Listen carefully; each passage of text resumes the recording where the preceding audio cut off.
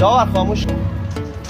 سلام افغانستان، وقتت بخیر. امروز 24 آگوست 2023 هست. من محمد رضا احمدی و بالاخره میتونم بگم که ما سفرمون رو آغاز کردیم. با کمک شما مردم نزدیک به $100,000 آمریکایی کمک جمع شد و همه چیز آماده هست برای اینکه بریم و جایگاه خودمون رو به دست بیاریم. ما سفرمون رو شروع میکنیم به سمت گمرک نیمروز.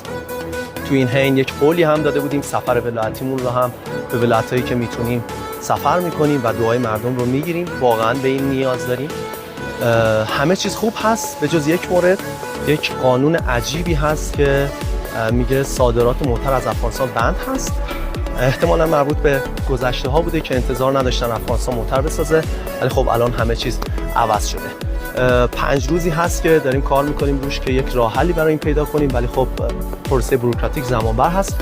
امیدوارم تا زمانی که سفر ولایتیمون تموم میشه و ما میرسیم به گمرک نیمروز این مشکل واقعا حل شده باشه، چون هر یک روزی که از دست میدیم واقعا شانس حضورمون رو توی این نمایشگاه از دست میدیم. این نمایشگاه آخرین فرصت برای شرکت ما و شاید افغانستان باشه.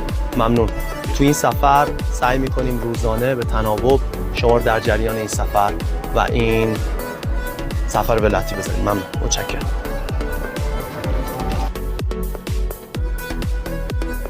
سلام افغانستان، وقتت بخیر. 25 آگوست 2023 هست. ما توی مسیر و مهمان مردم خونگرم این منطقه هستیم. دعای شما رو همچنان نیاز داریم تا اینکه